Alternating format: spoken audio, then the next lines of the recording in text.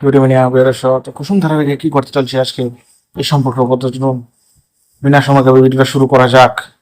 তো কুসুম ধারাবাহিকে দেখতে যাচ্ছে যে যে দেবী মা এদিক থেকে এদিকে পায়চারি করছে এবং বলছে যে তার ঘরে দাঁড়িয়ে বলছে যে আজ থেকে এক নতুন অধ্যায়ের শুরু,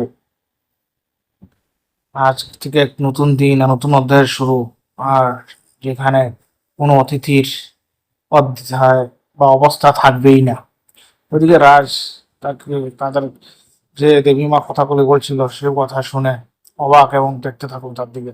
ওইদিকে কুসুম, অন্যদিকে দেখা যাচ্ছে যে কুসুম আর আয়ুষ একসাথে গ্রামের বাড়িতে চলে গেল। তখন দেখা গেল যে একজন কাকিমা বললো যে তোর সিঁথিতে সিঁদুর, আর তোরা দুজন একসাথে কি করে নিয়েছিস?